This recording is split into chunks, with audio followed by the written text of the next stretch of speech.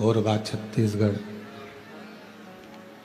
जहाँ से ऑनलाइन शिव महापुराण की कथा श्रवण करने का सौभाग्य आप लोगों को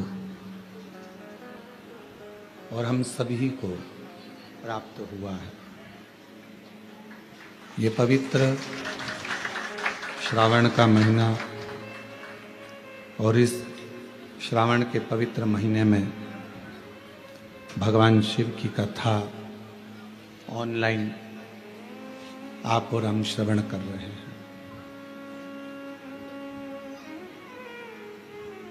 भगवान देवाधिदेव महादेव की करुणा, कथा के श्री महाकाल भक्त मंडल कोरबा आयोजक श्री दुर्गेश शर्मा जी, राजन तारक जी, शैलेश शुक्ला जी, अमृतलाल गुप्ता जी, शत्रुघ्न जी, सतीश पांडे जी, सुरेश गुप्ता जी, संजय गुप्ता जी, नितिन जायसवाल जी, राखी तारक जी, संतोषी गोस्वामी जी एवं मुख्य यजमान श्री भरत अग्रवाल जी, श्री ओम प्रकाश साहू जी,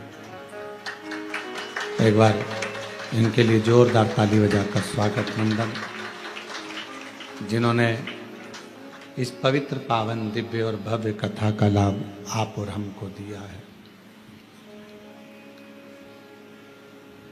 श्रावण का महीना है और ये पवित्र पावन कथा ऑनलाइन श्रवण करने का सौभाग्य मिला है।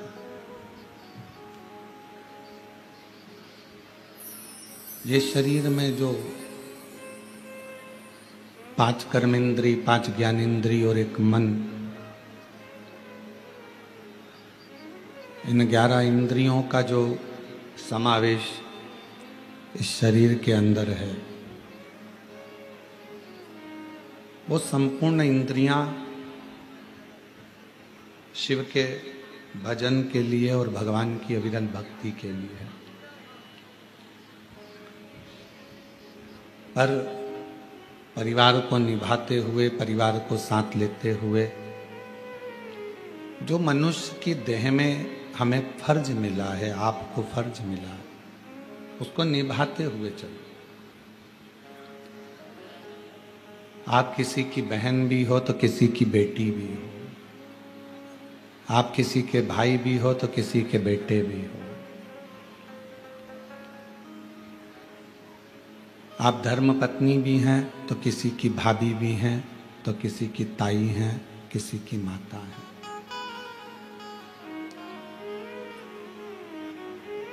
उसी तरह आप किसी के भैया भी हैं तो आप किसी के ताऊ भी हैं, तो आप किसी के चाचा भी हैं, काका भी हैं और किसी के पिता भी हैं।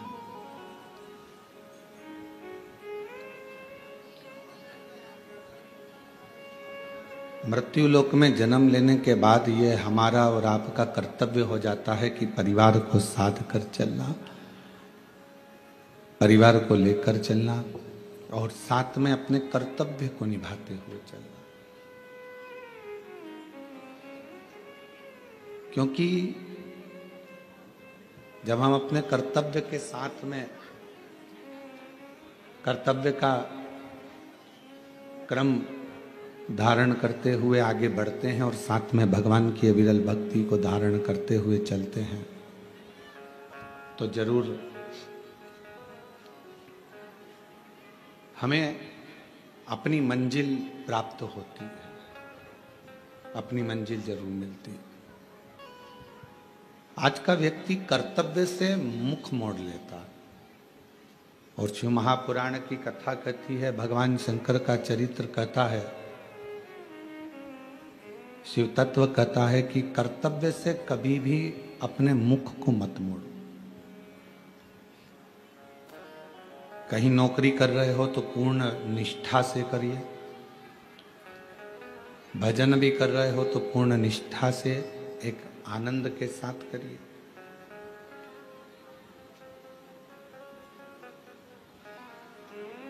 किसी का भला कर रहे हो तो वो भी पूर्ण निष्ठा से करिए।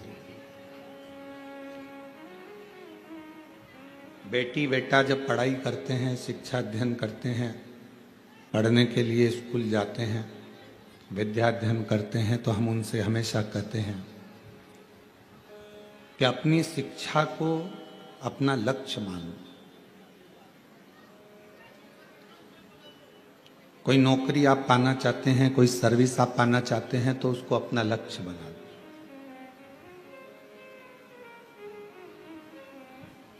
पीटी उषा जी से एक बार पूछा गया था बाल्यावस्था में कि किसी मीडिया वाले ने या पत्रकार बंधु ने या सोशल मीडिया पर पूछा कि आप इतने सारे एक साथ में दौड़ते हैं,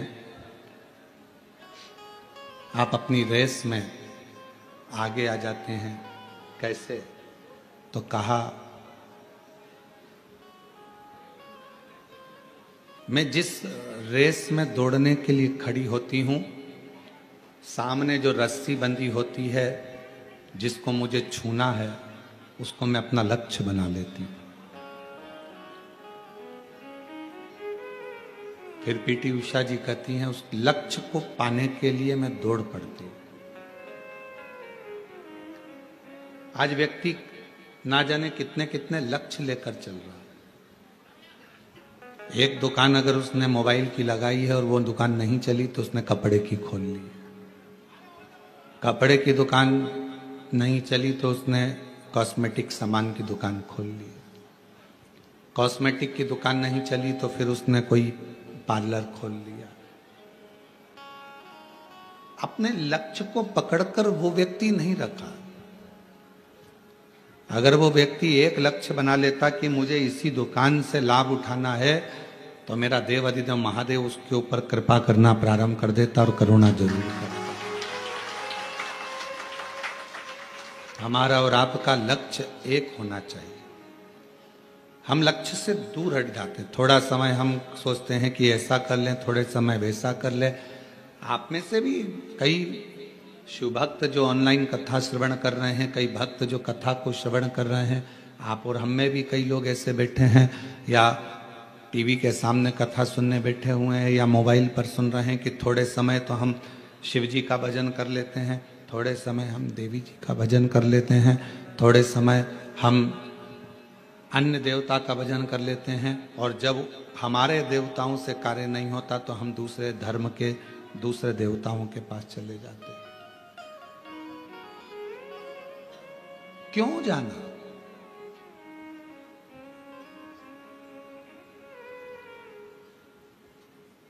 अभी एक न्यूज आ रही थी, उस न्यूज में बताया कि किसी ने एआई से, जो एआई का जमाना चल रहा है, उस एआई से किसी ने पूछा कि मान लो आप अगर मनुष्य होते, इंसान होते, तो आप कौन सा धर्म अपनाते? किस धर्म की ओर आप जाना पसंद करते? मान लो आप इंसान होते। एआई से पूछा किसी ने मैसेज डालकर कि आप अगर इंसान होते और मनुष्य होते, एआई से पूछा, तो आप कौन सा धर्म अपनाते? तो एआई ने उत्तर दिया कि मैं सनातन धर्म अपनाता, सनातन धर्म के सिवा कुछ नहीं। क्योंकि हमारा सनातन धर्म किसी को दुख देना नहीं सिखाता, किसी जीव की हत्या करना नहीं सिखाता, किसी को कष्ट देना नहीं सिखाता। एक सच्चा सनातनी अपने लक्ष्य को निश्चित रखता है, अपने लक्ष्य पर आगे बढ़ता है, अपने कार्य पर आगे बढ़ता है और कार्य पूर्ण करता है। भगवान कभी नहीं कहता कि तुम अपना घर छोड़ दो, परिवार छोड़ दो, कुटुंब छोड़ दो, नाते छोड़ दो, रिश्तेदार छोड़ दो, आप अपने अपने घर को छोड़कर कहीं चले जाओ। ये मेरी शिव महापुराण की कथा नहीं कहती। शिव महापुराण की कथा तो केवल एक बात कहती है कि अपने लक्ष्य पर चलना। जिस नौकरी को पाना चाहते हो, उस नौकरी के पीछे पड़ जाओ। जब उस सर्विस के पीछे आप पड़ जाओगे तो आपको लगेगा कि मुझे कलेक्टर बनना है तो कलेक्टर की तैयारी, एसपी बनना है तो एसपी की तैयारी, मंत्री बनना है, विधायक बनना है, कल पार्षद जी आए थे, उनके परिवार के पिताजी 20 साल से तैयारी में लगे थे कि हमें टिकट मिले और हम चुनाव लड़ें। उनको नहीं मिला तो उनके बेटे ने मेहनत तो करी, लक्ष्य तो नहीं छोड़ा, और लक्ष्य नहीं छोड़ा तो आज पार्षद बनकर बैठ गए। आपका लक्ष्य क्यों छूट रहा है? सावन आया तो हम शंकर जी की आराधना में इतने डूबे, और जैसे ही सावन गया वैसे हम अपनी फिर वही कार्यशैली में, भगवान के मंदिर नहीं जाना, भजन नहीं करना, स्मरण नहीं करना, निंदा में, बुराई में, व्यसनों में फिर डूब गए। केवल सावन के महीने में ही मदिरा का त्याग करा, केवल श्रावण के महीने में ही मांसाहार का त्याग करा, केवल श्रावण के महीने में ही झूठ बोलना बंद करा, केवल श्रावण के महीने में ही गलत काम करना बंद करा। हमारा जैसा कर्म है, आज हम सावन के महीने से नियम उठा लें कि हम व्यसनों से दूर रहें, हम मदिरा से दूर रहें, मांस से दूर रहें, गलत विचारों से, गलत सोच से हम दूर रहें। कोई गलत बात लिख रहा है तो उस पर गलत कमेंट्स ना करें, कोई गलत बोल रहा है तो हम उस पर गलत विचार ना करें। घर में आप लोगों का जो घर है, घर के अंदर खिड़की है क्या? जम के तो बोलो, सबके घर में खिड़की है। अच्छा, खिड़की काहे के लिए बनाई है? हवा के लिए, प्रकाश के लिए। आप में से किसी ने भी खिड़की चोर को घर में बुलाने के लिए बनाई क्या? पर चोर खिड़की देखता है आने के लिए। आपने खिड़की बनाई थी प्रकाश के लिए, आपने खिड़की बनाई थी हवा के लिए, और खिड़की आप लोगों ने चोर के लिए या चोट्टे के लिए नहीं बनाई। पर चोर उसी खिड़की में से प्रवेश कर रहा है। दरवाजा मजबूत होता है, खिड़की हल्की होती है, तो उसको तोड़ने में उसको देरी नहीं लगती, उसमें से प्रवेश कर जाता है खिड़की में से।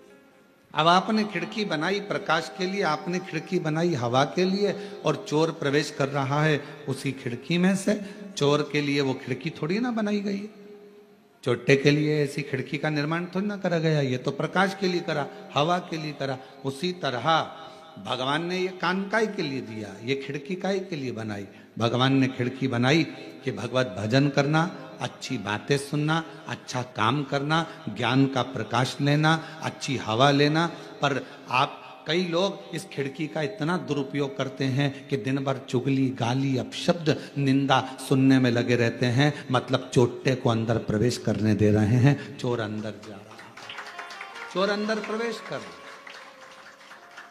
ये खिड़की परमात्मा ने जो बनाई है, हमारे नेत्र रूपी खिड़की बनाई कि इस झरोके में से झांकना, भगवान के दर्शन करना, परिवार को देखना, कुटुंब को देखना, व्यापार को देखना, सब देखो। तुम्हारा नेत्र केवल, और हम कह भी देंगे कि भगवान के सिवाय कुछ मत देखो, तो आप लोग ऐसा तो मानने वाले नहीं। सब देखिए, ये परिवार, ये नाते, ये रिश्ते, ये कुटुंब, ये कबीले, सबको देखो। नेत्र दिए पर इससे गलत ना देखो, श्रवण दिया गलत ना सुनो, वाणी दी, जिह्वा दी, इसका सदुपयोग करो। कितना लोग हमको गलत गलत बोलता है तो क्या हम व्यासपीठ से या अपने शब्दों में क्या गलत का प्रयोग करेंगे? नहीं, क्योंकि उनके बोलने में, उनकी परवरिश में और हमारे बोलने में और हमारे माता पिता के संस्कार में जमीन और आसमान का अंतर हो सकता है। जिस पिता ने चने का ठेला लगाकर अपनी औलाद को पाला हो, जिस माँ ने साड़ी में फाल लगाकर दूसरे के घर काम कर कर भोजन बनाकर पाला हो, वो माँ और वो बाप अपने बच्चे को कभी गलत संस्कार नहीं दे सकता, गलत विचार नहीं दे सकता, गलत बोलना नहीं सिखाता। संस्कार बताएंगे आपके घर के एक आनंद के विषय को। आप श्रेष्ठता का जीवन तो जियो। श्रवण आपकी भगवान ने जो खिड़की दी है, इस कान का प्रयोग कथा में, सत्संग में, या अपने परिवार के अच्छे शब्दों को सुनने में लगाओ। क्यों अपना समय अपन व्यर्थ निंदा को दें? उसने ऐसा कर दिया, उसने वैसा बोल दिया, उसने गलत कर दिया, उसने ऐसा कर दिया। हम गलत सोचने में, गलत विचारने में, गलत सुनने में अपने पूरे जीवन को लगा। करो मेहनत, एक एक पल का वो जवाब लेता है। आज नहीं तो कल लेता है, पर जवाब जरूर लेता है। देखा, एक एक पल का जवाब लेगा, एक एक हिसाब लेगा। ईमानदारी से बोलना, तुम अपने बेटे को 100 रुपए देकर बाजार भेजती हो, जा कोरबा में चले जा, बाजार से एक सर्फ की थैली लेकर आना, 10 रुपए का एक साबुन लाना, 20 रुपए की सर्फ की थैली लेकर आना, जा बाजार। और सुन, 10 रुपए का एक बिस्कुट का पैकेट ले आना। बेटा गया 100 रुपए लेकर मार्केट में घूमा, सामान लेकर आया। आने के बाद आपने उससे हिसाब लिया कि नहीं लिया? बोलो तो जम के, लिया ना हिसाब? कितने का लाया बेटा? सर्फ कितने का आया बेटा? साबुन कितने का आया? ये बिस्कुट का 2 पैकेट क्यों लेकर आ गया? मम्मी 5-5 रुपए के थे इसलिए लेकर आ गया। तो तुमने अपने बेटे से, तो औलाद तुम्हारी है, बेटा तुम्हारा है, सारी जायदाद उसकी है, फिर भी तुमने अपने बेटे से 100 रुपए का हिसाब लिया, तो वो भी तो तुम्हें पृथ्वी पर भेजा है, तो 100 साल का हिसाब लेगा कि नहीं लेगा? वो भी हिसाब लेगा कि मैंने तुझे इतना दिया था, तूने कितना लगाया, तूने क्या करा, सत्कर्म कितना करा, भजन कितना करा, अच्छा कर्म कितना करा, पुण्य कर्म कितना करा। केवल कमाया कमाया कमाया, जोड़ा जोड़ा, और आखिरी में केवल भोगा ही भोगा। इतना भोगा कि आखिरी में भगवान के सामने रो रो कर, गिड़गिड़ा कर कहता रहा कि मुझे अब माफ कर दो, अब नहीं भोगा जाता। कर्म, धन आता है, अच्छा लगता है, पर वो धन जब व्यक्ति को रुलाता है तो जिंदगी केवल एक नरक सी निकलती चली जाती। उसको सोचो, विचार। कर्म श्रेष्ठ करिएगा, अच्छे कर्म की ओर बढ़िएगा। और जब आपका कर्म श्रेष्ठ हो, जब आप अच्छे कर्म की ओर बढ़ेंगे, तो जीवन में एक आनंद की अनुभूति अपने आप होगी, अपने आप। 100 साल का हिसाब मेरा परमात्मा जरूर लेगा। 21,600 श्वास जो निकलती है, उसका एक एक हिसाब मेरा परमात्मा लेता है। 3.5 करोड़ रोम छिद्र ये मनुष्य के शरीर में है, वो रोम छिद्र का हिसाब भी लेगा। क्योंकि रोम मिलते काहे के लिए? कभी विचार करा कि मनुष्य के शरीर में इतने ये रोम, बारीक बारीक इतने रोम छिद्र होते हैं, ये क्यों मिलते हैं, किस लिए मिलते हैं, क्यों देता है परमात्मा? और केवल देवादिदेव महादेव इन रोम छिद्रों पर भस्म को लपेट लेते हैं। कभी विचार करिए आप, कभी अकेले में सोचिए कि इतने रोम छिद्र मेरे शरीर में हैं, हाथों में हैं, मेरे शरीर पर इतने रोम छिद्र हैं, ये भगवान ने क्यों दिए? और क्यों मेरे शंकर भगवान ने शमशान की भस्म को इन रोम छिद्रों पर धारण कर लिया? किस लिए?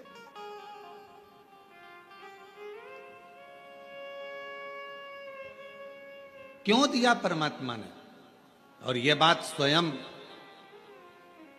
हमारे शास्त्र वर्णन करते हैं कि भगवान के रोम छिद्र से दुर्वा, तिल, ये सब उत्पन्न होते।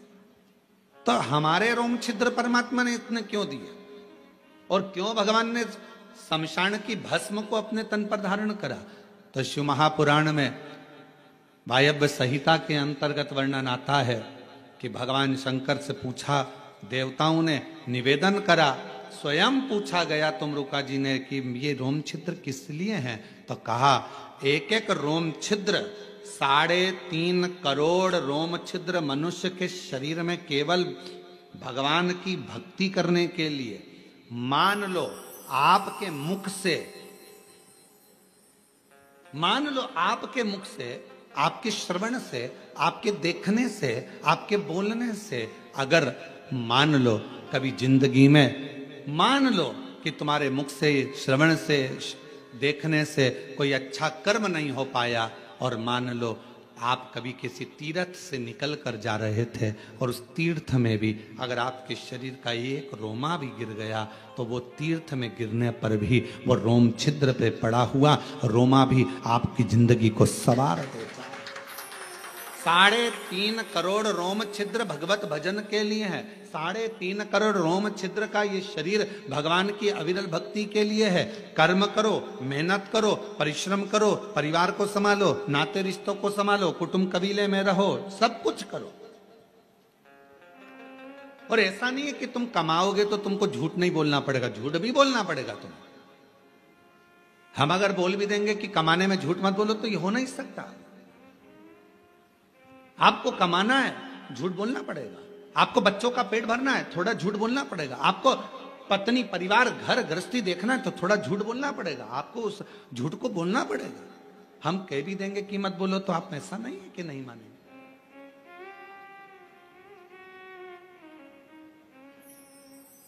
और इसका प्रसंग आज से नहीं है, त्रेता के समय से इसका प्रसंग है। जिस समय पर श्री हनुमान जी महाराज लंका को जलाकर अयोध्या में आ चुके थे, राम जी का राज्य स्थापित हो गया था, भगवान श्री राम अवध के राजा बन गए थे। हनुमान जी घूम रहे थे। कपड़े के व्यापारियों ने, कुछ लोगों ने, दुकानदारों ने, बहुत सारी दुकानें थी, सब ने रोक लिया। हनुमान जी से पूछा, तूने लंका कैसे जलाई? तुमने लंका कैसे जलाई? हनुमान जी ने कहा, मेरी पूंछ में कपड़ा बांधा, तेल डाला, आग लगाई, अंदर घुसा, जला दी। तो क्या जलाई कैसे? रोज एक ही बात पूछते, तूने लंका कैसे जलाई, कैसे जलाई? तूने कहा, आज लगाओ कपड़ा, डालो तेल, लगाओ आग, मैं जला के बताता हूं। उनने कपड़ा बांधा, तेल डाला, आग लगाई और सबकी दुकानों में घुस गए, सब स्वाहा। सारे व्यापारी भगवान राम जी के पास गए, हमारी दुकानों में आग लगा दी हनुमान जी ने। हनुमान जी को बुलाया गया, तुमने लंका में आग लगाई तो यहां क्यों लगाई? तो कहा, सब पूछते थे लंका कैसे जलाई, कैसे जलाई। तो कहा, लंका में जलाना था तो यहां क्यों जलाया? तो कहा, ये लंका से कम है क्या? 1 रुपए की चीज 10 रुपए में बेचते हैं, ये भी तो लंका है, लगा दिया। विचार करिएगा जरा। तो जहां हमारा शास्त्र करा है, अगर हम कहें आपसे कि आप झूठ ना बोलिएगा तो ऐसा हो नहीं सकता। परिवार को पालना है, बच्चों को बढ़ाना है, एजुकेशन कराना है, परिवार में सुख लेना है, आप लोग झूठ बोलेंगे? कमाने के लिए बोलना पड़ेगा, पर मना नहीं। इन झूठ में एक झूठ और शामिल करो,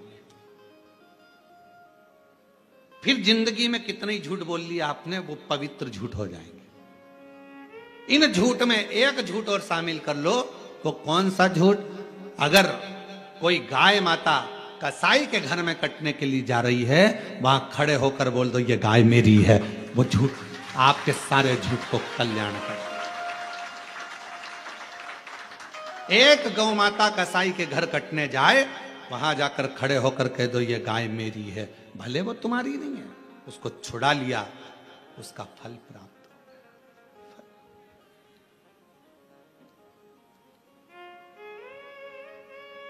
सारे झूठों पर वो झूठ आपकी पवित्रता का धारण करा देगा।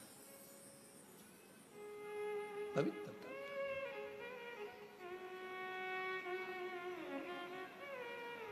किसी बेटी, अकेली कोई छोटी सी लड़की, अकेली कोई छोटी सी कन्या, कोई बेटी अकेली 10 लोगों के बीच में कहीं पर अंधेरे आदिक में कोई ने उसको रोक लिया है और गलत कृत्य करने के लिए उस जगह पर कह दो, ये मेरी बेटी है, ये मेरी पुत्री है, तो छोड़ो, ये मेरी बेटी है। उसके लिए थोड़ा सा संघर्ष कर, संघर्ष।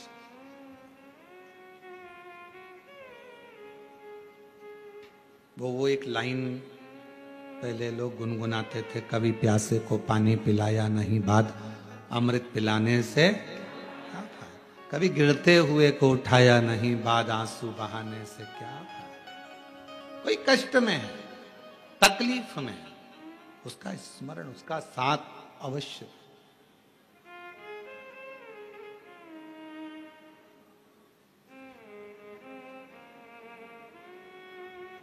और जब आप किसी का बुरा करने में कभी शामिल ना हो, बुराई में, निंदा में, चुगली में, अपशब्द में कभी आप उसमें शामिल ना हो, कभी शामिल।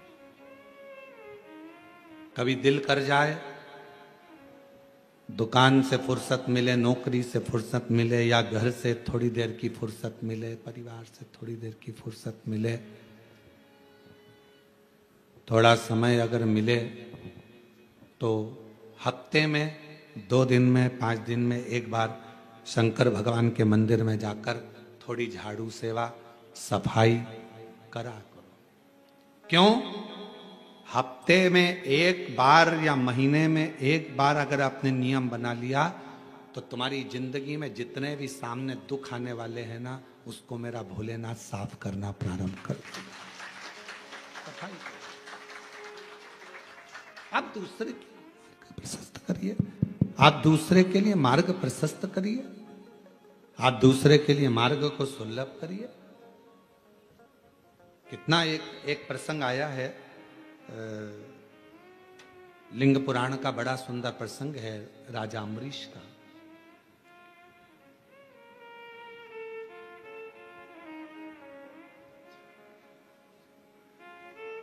एक राजा अम्बरीश हुए, बड़े अच्छे थे, धर्मात्मा थे, पुण्यात्मा थे, भक्ति में डूबने वाले थे, भजन में डूबने वाले थे, स्मरण करने वाले थे। उनकी एक लड़की थी जिसका नाम था श्रीमती। क्या नाम है? श्रीमती। हमारे यहां पूरे भारत की भूमि पर यह शब्द, श्रीमती शब्द, आया भी राजा अम्बरीश की बेटी से ही है।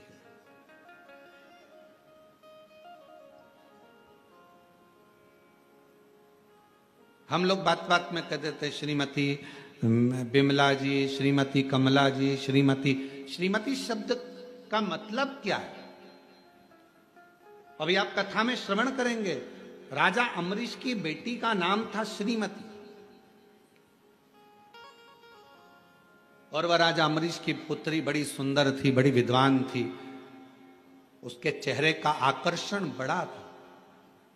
कारण क्या था कि वो अपने पिता राजा अम्बरीश के बताए हुए मार्ग पर नित्य भगवत स्मरण में डूबी रहती। तो ये नियम है, ब्यूटी पार्लर जाने से ज्यादा सुंदरता व्यक्ति को शंकर जी के मंदिर में जल चढ़ाने से प्राप्त हो जाती है। शिव जी का भजन करना प्रारंभ करो, शंकर भगवान की भक्ति करना प्रारंभ कर दो, और देखो घर की बहू और सास में कितना अंतर होता है।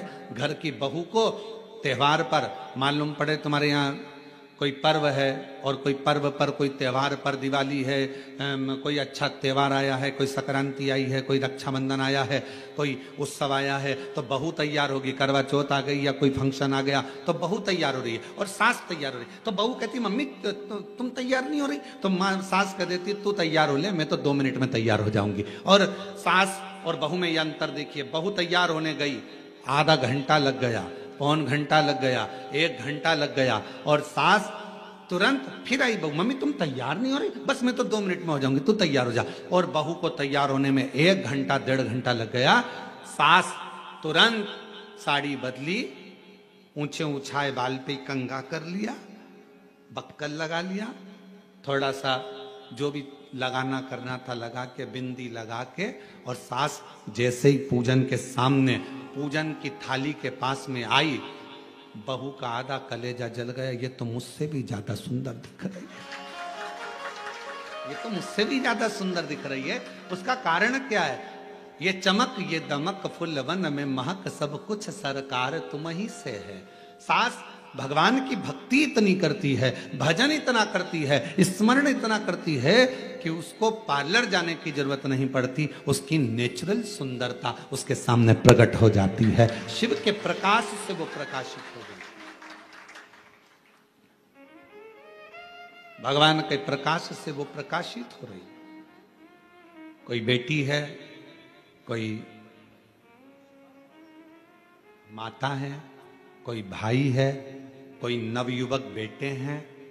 नवयुवक बेटों को सभी कहूंगा मैं, लड़कों से बेटी, तुम नवयुवक बेटे देखिए, उन बेटों को देखना जो कभी मंदिर नहीं जाते, और उन बेटों को देखना जो गले में रुद्राक्ष की माला धारण करते हैं, मस्तक पर तिलक लगा लेते हैं और भगवान का हाथ में कलेवा या रुद्राक्ष की माला धारण कर लेते हैं और भगवान की भक्ति में जो रमे रहते हैं, उनका चेहरे का तेज आपको बता देगा कि ये कोई सनातनी पुत्र है। चेहरे का तेज बताएगा कि इसमें सनातन भाव कितना। भगवत भजन का स्मरण, भले कुछ भी हो, वो भगवान का नाम लेता नहीं लेता, पर तन पर रुद्राक्ष तो पहना। शिव महापुराण के वायव्य संहिता के अंतर्गत, उमाखंड के अंतर्गत, शिव महापुराण के कौमार खंड के अंतर्गत सब में एक बात मिलती है, अगर मनुष्य भगवान का भजन भी ना करता हो, मंदिर तक भी ना जाता हो, स्मरण भी ना करता हो, शिव नाम मुख से निकलता भी नहीं हो, तो भी उसके शरीर पर अगर रुद्राक्ष पड़ा है तो समझ लेना उस पर शंकर की दृष्टि पड़ी, शिव की दृष्टि, क्योंकि उसका रुद्राक्ष पड़ा है। अगर कोई मनुष्य भगवत नाम ना लेता हो, मंदिर भी ना जाता हो, भजन भी ना करता हो, और अगर मस्तक पर त्रिपुंड धारण करता है या रुद्राक्ष धारण करता है, तो वो शिव का ही पुत्र कहलाता है। ये शिव महापुराण की कथा है, ये भगवान शंकर का चरित्र कथा। अब जरा विचार करिए, कोई कहते हैं अरे बताओ, कई लोग माताओं से कह देते हैं बताओ इसको देखो जरा, हाथ में रुद्राक्ष की माला पहन ली, रुद्राक्ष गले में पहन लिया, सिर पे तिलक लगा लिया, अपने आप को सावित्री समझ रही है, और मालूम पड़े मन में तो भगवान बिल्कुल भी नहीं है। कई लोग दिन भर व्हाट्सएप पर कमेंट्स भी करते हैं एक दूसरे को, बताओ इसको देखो, ये भगवान का। छोटे से बच्चा कंधे पर कावड़ लेकर जा रहा है तो लोग कमेंट्स कर देते, और कमेंट्स करने वाले कोई दूसरे नहीं होते, अपने ही होते हैं। छोटा सा बच्चा कावड़ लेकर चला तो लोग कह देंगे बताओ ये बनेगा क्या, ये ऐसा करेगा क्या, ये वैसा करेगा क्या। अरे उस बच्चे को धन्यवाद दो, तुम्हारी औलाद से अच्छा है, कम से कम सनातन धर्म की ध्वजा को तो आगे लेकर चल रहा है। जिनका बाप दिन भर बैठकर मोबाइल पर कमेंट्स करता है, गलत गलत विचार लिखता है, तो उसकी औलाद भी ऐसी ही पैदा होती है। कम से कम एक सनातनी कंधे पर कावड़ लेकर, एक सनातनी कंधे पर कावड़ धारण कर कर, एक छोटा सा बच्चा कंधे पर कावड़ धारण कर कर चल तो रहा है, और दुनिया के लोग उसको कह रहे ये कोई डॉक्टर बनेगा, ये इंजीनियर बनेगा। अरे भारत की भूमि का गौरव रहा है, अंतरिक्ष पर पहुंचने वाला भी एक सनातनी अपने मस्तक पर तिलक धारण कर कर जाता है।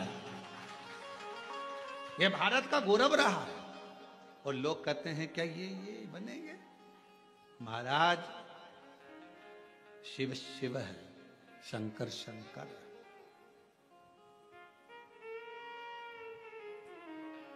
उस बच्चों को देखकर जो भगवत भजन कर रहे हैं, कई लड़के, कई बेटे रुद्राक्ष धारण करते हैं, माला पहनते हैं, कई लोग तिलक लगाते हैं, कई लोग त्रिपुंड लगाते हैं, कई लोग जटा धारण कर लेते हैं।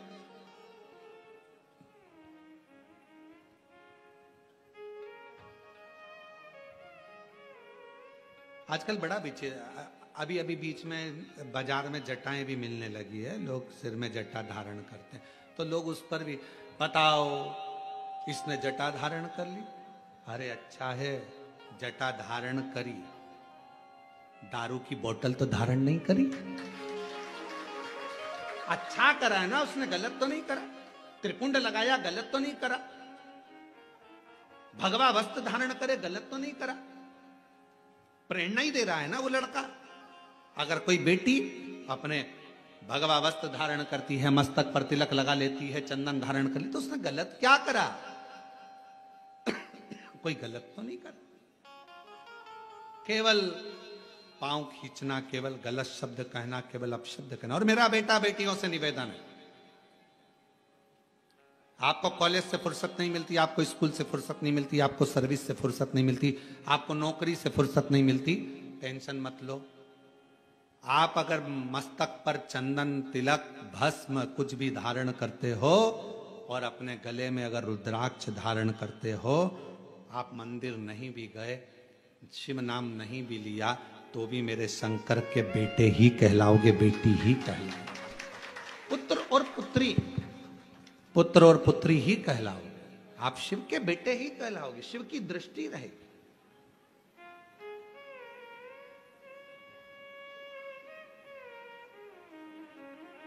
टिटहरी देखिए, टिटहरी अब यहाँ क्या बोलते हैं हमको नहीं मालूम।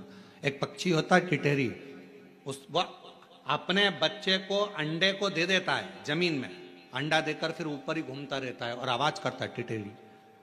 जैसे ही तुम्हारी गाड़ी गई ना, वैसे उसने आवाज करना प्रारंभ करा। जैसे कोई निकल कर गया ना, टिटहरी आवाज करना प्रारंभ करती है। वो टिटहरी पक्षी बच्चे को जन्म देती है, पृथ्वी पर उड़ती है, ऊपर ध्यान रखती है। मछली अपने बच्चे को जन्म देती है, अंडे के पास मछली कभी नहीं जाती, केवल अपनी दृष्टि से देखती रहती है और अंडा पक जाता है, बच्चा पैदा हो जाता है। टिटहरी अपने शब्द से बच्चे को पैदा कर देती है, जन्म दे देती है। उस बच्चे को, अंडे को, बच्चे को पोषित करती है केवल देखकर,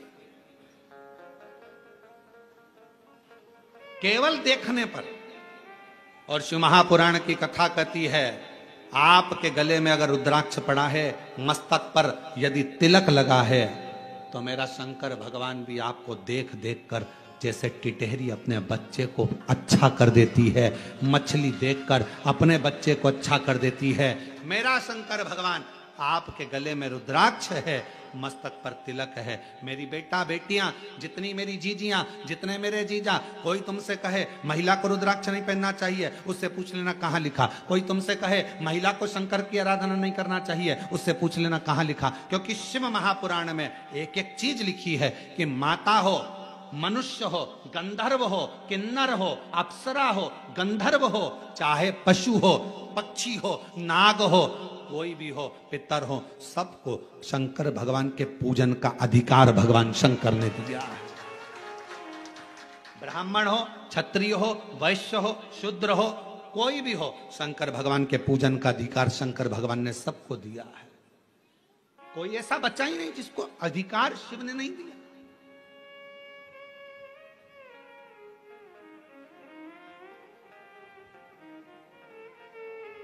शिव पूजन का अधिकार सबको है, शंकर की भक्ति करने। इसलिए 23 जुलाई को जो भगवान शंकर का ऑनलाइन पूजन होगा, शाम को 7 बजे से 8 बजे तक, सबको अधिकार है, सब अपनी पूजन करें, सब भगवत भजन करें, सब भगवत नाम में डूबें।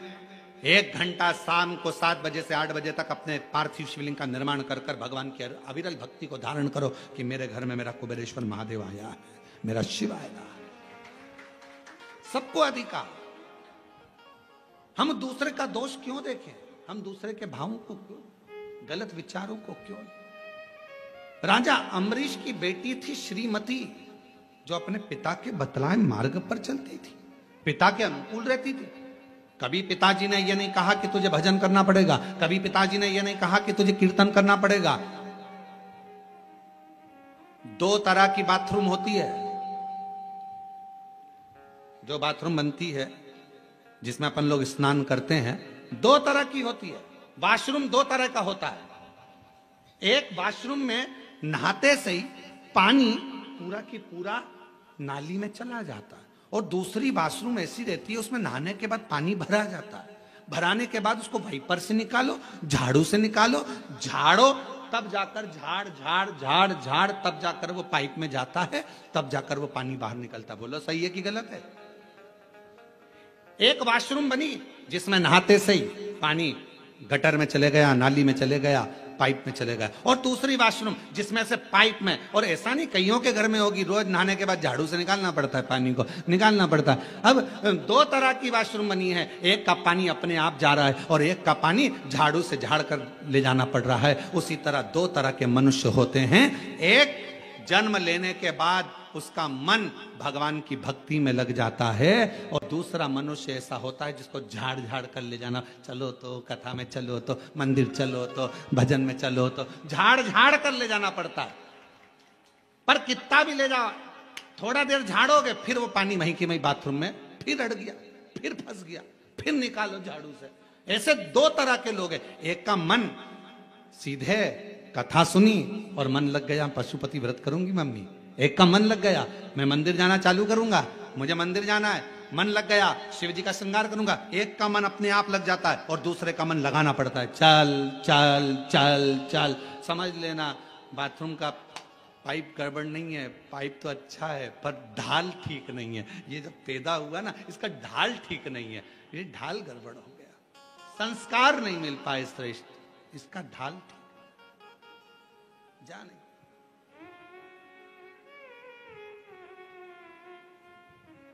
राजा अम्बरीश की बेटी थी श्रीमती।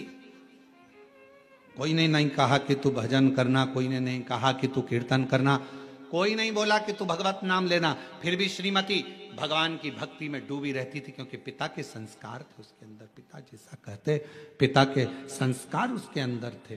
वो पिता के संस्कारों में ढलती चली गई, ढलती चली गई और बढ़ती चली गई। समय आया,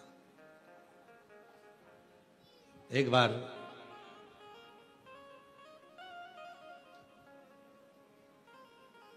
देवऋषि नारद और देवऋषि नारद के भांजे पर्वत मुनि दोनों भ्रमण करते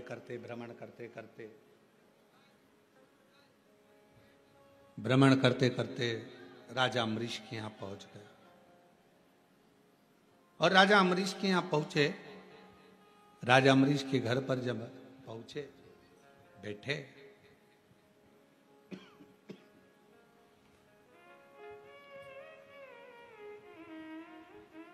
थोड़ी देर बाद राजा अम्बरीश की बेटी श्रीमती सामने से निकल कर गई। बड़ी सुंदर थी, बड़ी अलौकिक छटा थी उसकी। अभी आपको कहा कि ये स्पीकर नहीं चल रहे रे, ये दोनों, बड़ी अलौकिक छटा थी उसकी।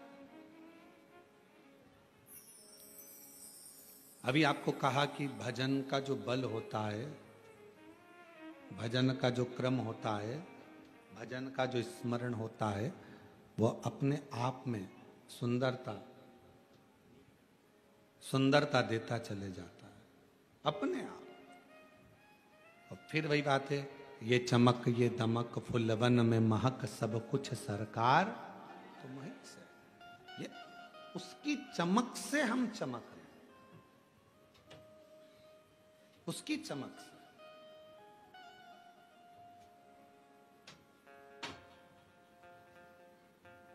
और महादेव नमन चरणों में स्वीकार कीजिए, सबका किया है मेरा भी उद्धार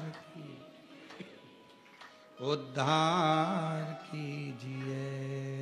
है त्रिपुंडधारी, है त्रिशूलधारी, है त्रिपुंडधारी, है त्रिशूलधारी।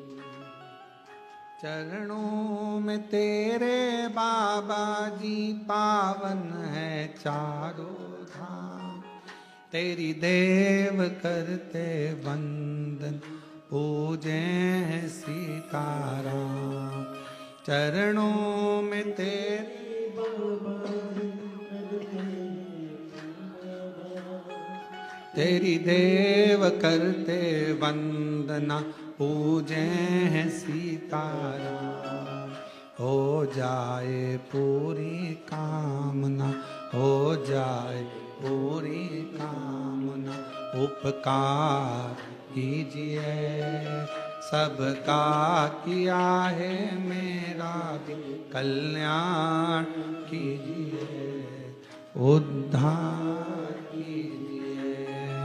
है त्रिपुंडधारी, है त्रिशूलधारी, है त्रिपुंडधारी, है त्रिशूलधारी।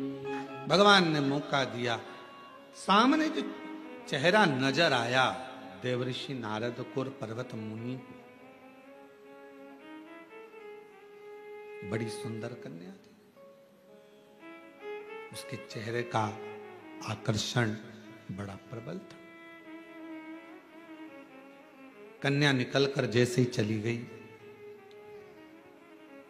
थोड़ी देर बाद देवऋषि नारद ने पूछा राजा अम्बरीश जी से, ये इतनी सुंदर कन्या किसकी है?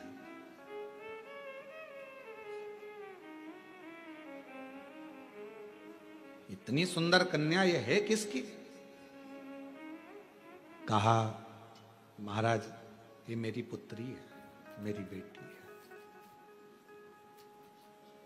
मेरी पुत्री, ये मेरी बेटी है, मेरी पुत्री है। ठीक है। अब जैसे ही सुना कि ये मेरी पुत्री है, ये मेरी बेटी है, नारद जी ने, पर्वत मुनि ने, दोनों ने सुन लिया कि ये राजा अम्बरीश की बेटी है, राजा अम्बरीश की पुत्री है, सुन लिया।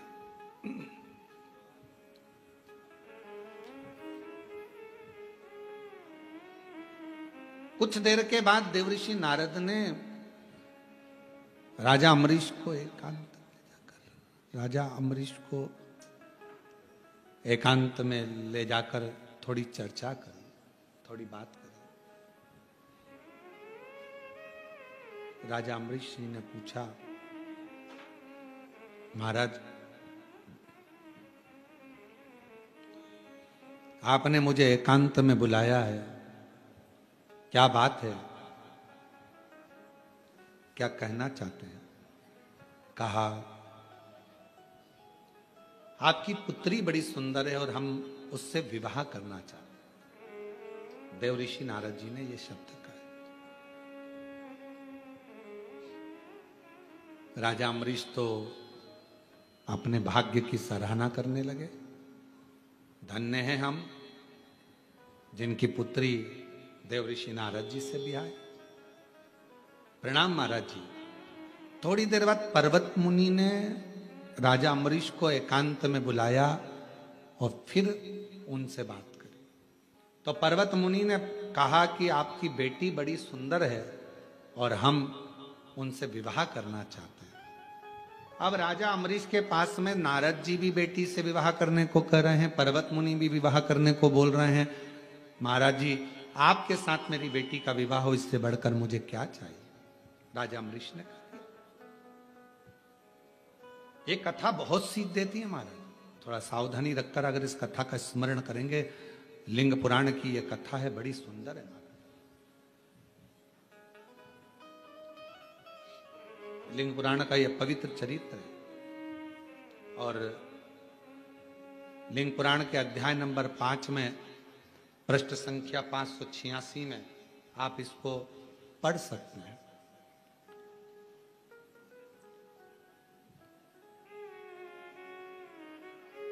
कहा राजा अम्बरीश ने भगवान देवऋषि नारद और भगवान पर्वत मुनि दोनों को बिठाकर हाथ जोड़कर कहा, बेटी एक है, आप दोनों ही विवाह करना चाहते हो। महाराज एक काम करता हूं, कल आप सुबह आना, सभा में बैठना, मैं स्वयंवर रखूंगा। मेरी बेटी तुम दोनों में से किसी के भी गले में माला पहनाएगी, उसी के साथ बेटी का विवाह कर। अब दो ऑप्शंस थे ना उनके पास में, तो और दोनों मुनि हैं, एक देवऋषि नारद है तो दूसरा पर्वत मुनि है। दोनों तपस्वी हैं, दोनों साधक हैं, दोनों उपासक हैं। तुम दोनों सुबह आना, स्वयंवर रखूंगा बेटी का। बड़ा सुंदर स्वयंवर रखा, पूरा नगर सजवाया गया, बंदरवार बंधवाए गए। आज बेटी का विवाह होने जा रहा है। बेटी जिसके गले में जयमाला देगी उसी से शादी कर दी जाए।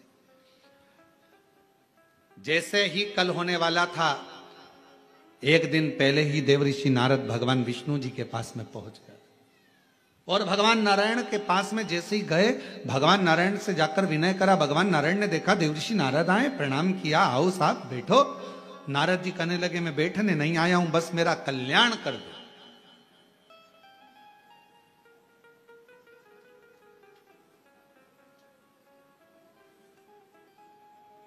मेरा कल्याण कर दो, इतना ही चाहता हूं। भगवान विष्णु ने पूछा, क्या कल्याण चाहते हो?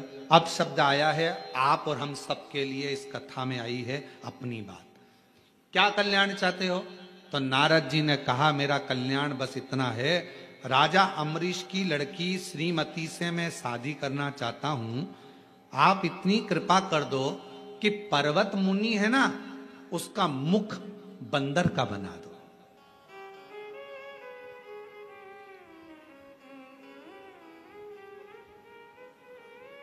और श्रावण के महीने की ऑनलाइन चल रही शिव महापुराण की कथा में आज की कथा को बहुत सावधानी से लेना। देव ऋषि नारद भगवान विष्णु जी के सामने खड़े हैं। चाहते तो ये कहते कि राजा अम्बरीश की बेटी मेरे गले में जयमाला पिनाए, ऐसी कृपा कर दो और मेरी शादी राजा अम्बरीश की बेटी श्रीमती से करा दो। पर मांग क्या रहे? मैं राजा अम्बरीश की बेटी से शादी करना चाहता हूं, श्रीमती से, बड़ी सुंदर है।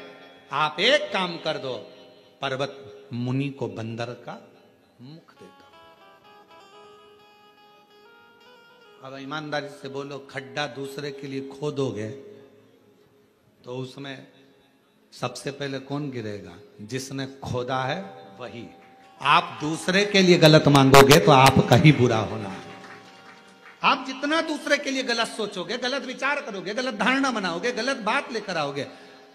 कई लोग दिन भर बैठकर अंदर अंदर उड़ते रहते हैं, बताओ बताओ कितनी आगे बढ़ गई, कितनी फैक्ट्री, कितनी दुकान, इसके तो बच्चे भी इसके कहने में चलते हैं। दिन भर कोसे इसके यहाँ ऐसा हो जाए, इसका ऐसा हो जाए, इसका वैसा हो जाए। और मालूम पड़े उतना उतना जितना दूसरे को कोसती है उतना ही बुरा खुद का होते चले जाता है और वो और उन्नति करती चली जाती है, वो और आगे बढ़ रहा है।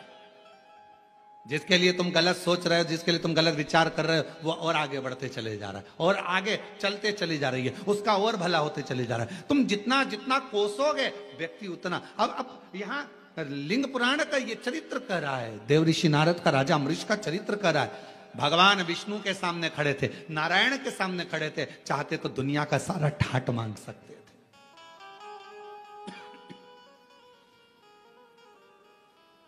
मांगो, तुमको क्या चाहिए? भगवान विष्णु ने तो पूछा था क्या चाहिए तुमको, बोलो।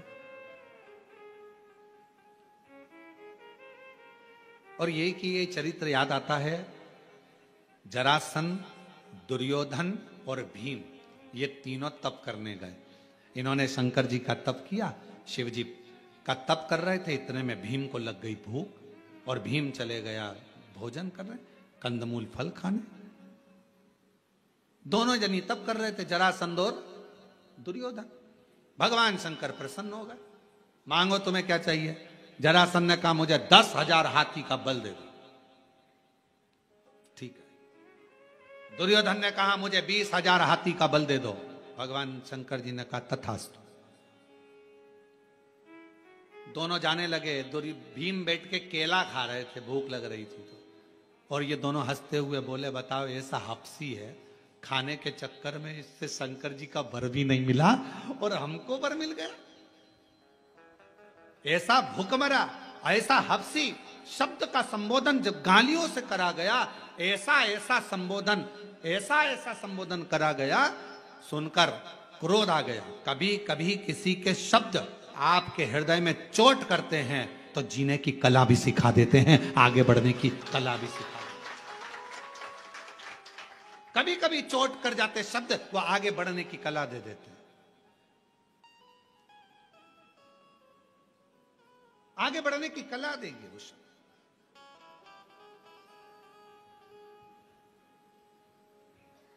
भीम गए, तप करने बैठ गए। अब की बार भीम ने सोचा मैं शंकर जी का तप ही नहीं करूंगा, मैं पार्वती जी का करूंगा।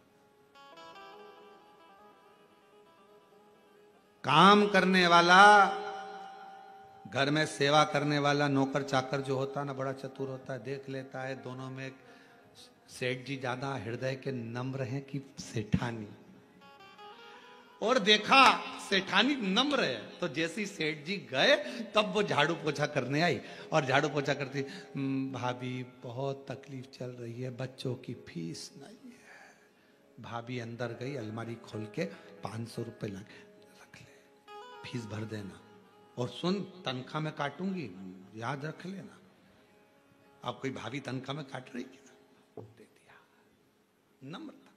भीम को लगा कि मैं महादेव जी की आराधना तो इतने समय से कर रहा हूं, भूख लगने लगी, महादेव जी नहीं आए, पार्वती जी की आराधना करूंगा। अब मां तो मां होती है, प्रकट हो गई, मांग तुझे क्या चाहिए? भीम ने कहा मां मैं मांगूंगा नहीं, तू अपने मन से दे दे, बस इतना कृपा करना, ध्यान रखना ध्यान रख कर देना। तो माता जी बोली तुम तो 3 लोग आए थे, हाँ वो 2 लेके चले गए, अब मैं ही बचा हूं, अब तुम कृपा करो मां। माता पार्वती जी ने ध्यान लगाया, सरस्वती माता को बुलाया। सरस्वती, शंकर जी ने इनको क्या क्या दिया? तो कहा एक को 10,000 हाथी का बल, एक को 20,000 हाथी का बल। पार्वती जी बोली मैं तुझे 40,000 हाथी का बल देती हूं। 40,000 हाथी का बल। भीम कहता नहीं चाहिए, ये कोई फालतू की बात, मेरे को नहीं चाहिए।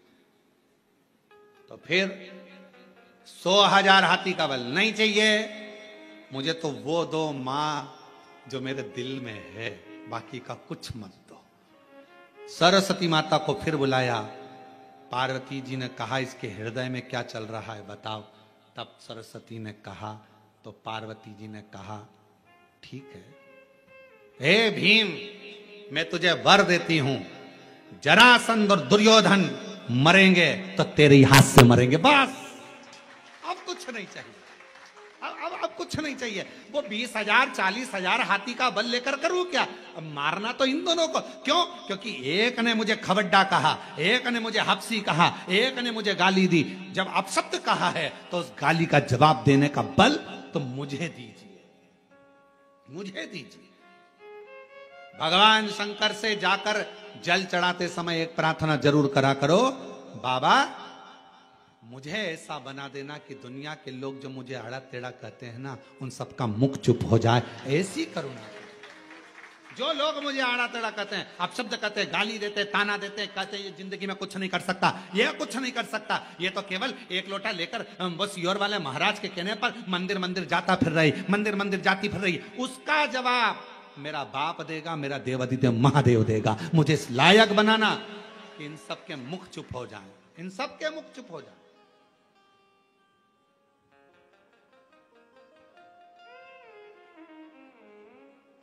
और कई लोग आश्चर्य करते हैं, फिर शंकर जी की सेवा करने वाला, जल चढ़ाने वाला, भजन करने वाला जब बहुत ऊंचे सिंहासन पर बैठ जाता है, बहुत ऊंचे ठाट पर बैठ जाता है, तो लोग आश्चर्य करते हैं बनना था किसको, बन कौन गया, किसके बन गया, ये कैसे हो सकता है? पूरे मोहल्ले के लोग, पूरे क्षेत्रवासी आश्चर्य करते हैं, ये पद पर बैठ गया, इसको कुर्सी मिल गई, ये सिंहासन पर बैठ गया, इसको पद मिल गया। क्यों?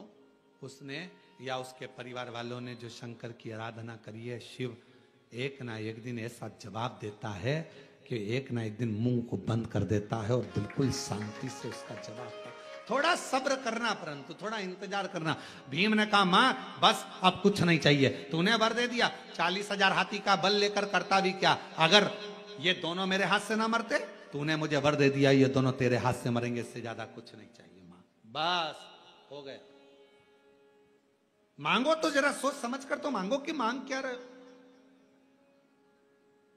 हे भगवान मेरे यहां 15 साल से औलाद नहीं है, संतान देना भगवान, भगवान औलाद दे देना, भगवान औलाद दे देना, भगवान संतान दे देना। अरे भगवान से कहो प्रभु कृपा करना, तेरा भजन करने वाली, मेरी सेवा करने वाली, बुढ़ापे में मुझे संभालने वाली, अच्छी उच्च बुद्धि वाली, स्वस्थ संतान देना, तेरी कृपा से देना। जैसे मार्कंडे बाबा पर तूने दया करी, ऐसी दया मुझ पर कर देना। औलाद तो मांगो पर साथ में संस्कारित मांगो। औलाद दे दो भगवान, औलाद दे दो, और औलाद आ भी गई और मालूम पड़े बुढ़ापे में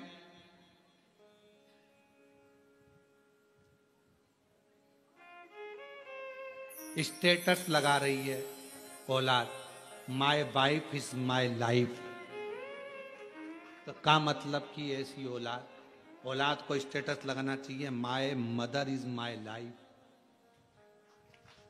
उसको स्टेटस लगाना चाहिए कि मेरी मां मेरी लाइफ है, और वो स्टेटस लगा रहा मोबाइल पर माय वाइफ माय लाइफ, मेरी पत्नी मेरी लाइफ है, और मां पिता। तो भगवान से प्रार्थना करना, औलाद देना, संस्कारित देना, संस्कारवान देना, ज्ञानवान देना, विद्वान देना, तेरी सेवा करने वाली, बुढ़ापे में मेरी सेवा करने वाली औलाद देना। मालूम पड़े बेटा है नीलैंड में, बेटी है न्यूयॉर्क, ब्राइट बच्चों के लिए हुआ बुढ़ापा डार्क, काका क्या करोगे, क्या करोगे, ये दौलत कहां धरोगे। बुढ़ापा बेकार हो गया। बेटा कहां है, तो कहां है, न्यूजीलैंड में। बेटी कहां है, न्यूयॉर्क में। अच्छा, एक बेटा वहां, बेटी वहां, तुम कहां हो, बिलासपुर में।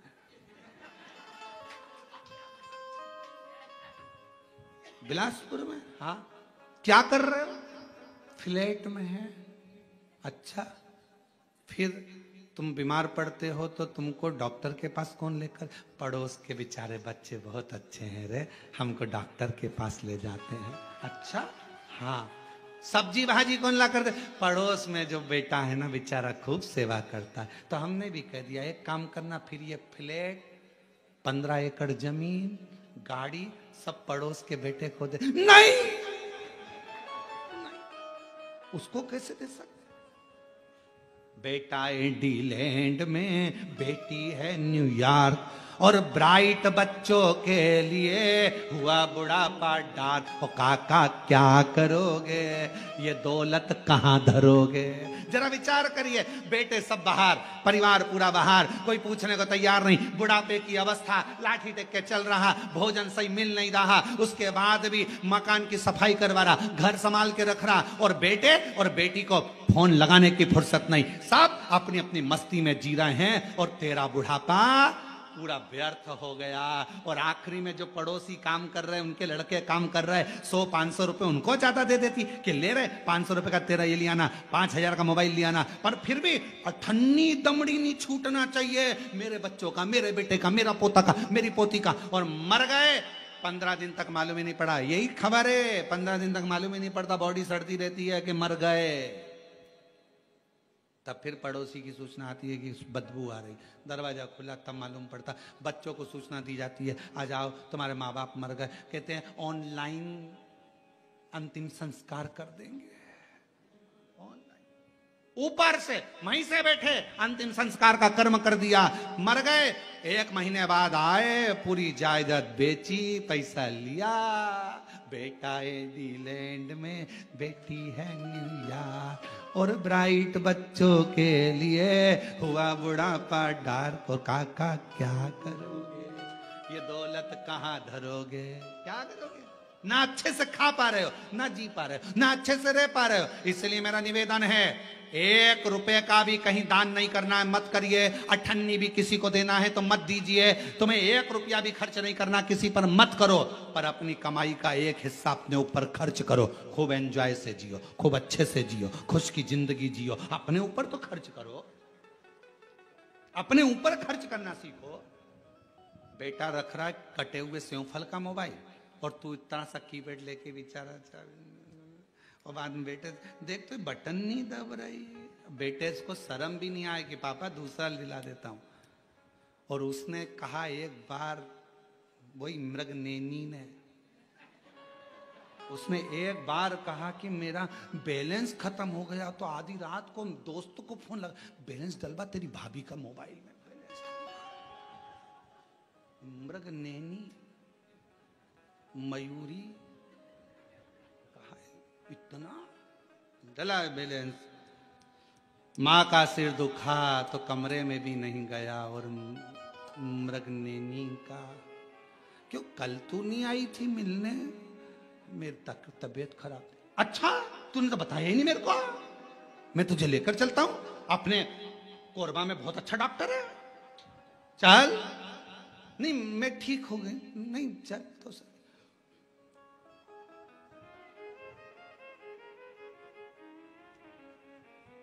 चुल्लू भर पानी,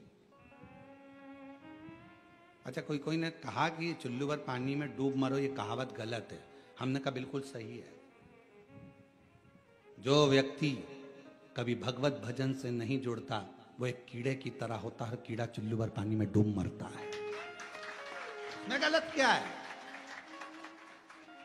जाने। देव ऋषि नारद ने गलती कर दी, वो गलती आप ना करिएगा। भगवान के पास जाना तो कहना औलाद संस्कारित देना, भगवान से मांगना मकान, भगवान मेरा किराए के मकान में रहती हूँ, मेरा घर बनवा दे, मेरा घर बनवा दे। भगवान से मकान मांगना तो कहना मकान मत देना, घर देना, घर का मतलब है जिसमें परिवार के सदस्य रहें, प्रेम रहे, आनंद में रहे। मकान में तो कान लगे होते हैं, केवल निंदा चलती है, अपशब्द चलता है। फ्लैट मत देना, उसकी तनख्वाह जमा कर करके मैं खुद लेट जाती हूँ, क्या करूं ऐसे फ्लैट का। बंगला मत देना, बगल वाले को ही नहीं मालूम पड़ता पास में कौन रहता है, क्या करूं बंगले का। मुझे मकान नहीं, मुझे घर देना जिसमें मेरा परिवार, मेरे माता पिता, मेरे घर की बहू बेटा, कुटुंब सब अच्छे से रहे, सब में प्रेम बढ़े, सब आनंद में रहें। उस घर के अंदर धन भले 1 रुपया आए, पर वो 1 रुपया भी 1 लाख के बराबर हो, सबकी पूर्ति, ऐसा घर दीजिए। हम मांग क्या रहे हैं? यहाँ देवऋषि नारद के सामने भगवान विष्णु थे और भगवान विष्णु ने कहा था मांगो नारद तुम्हें क्या चाहिए। चाहते तो नारद जी कह सकते थे कि मुझे राजा अम्बरीश की बेटी से शादी करना है, आप वर दो कि मुझे राजा अम्बरीश की बेटी से मेरी शादी हो जाए। पर मांगा क्या देवऋषि नारद ने?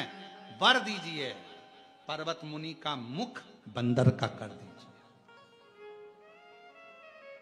स्वयं के लिए अच्छा मांग लेते।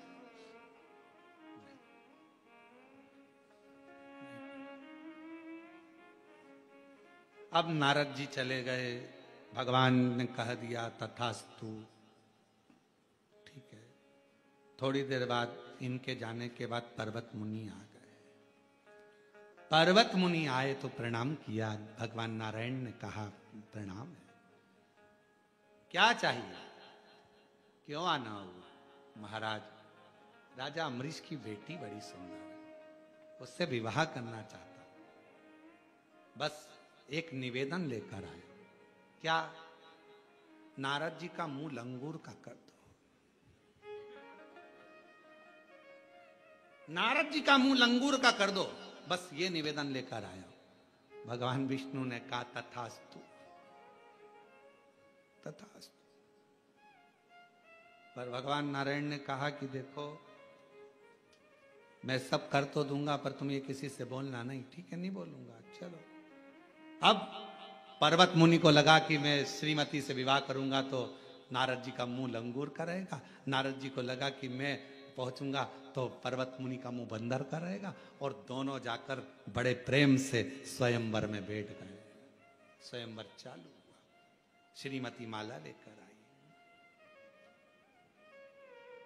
अब श्रीमती तो श्रीमती है,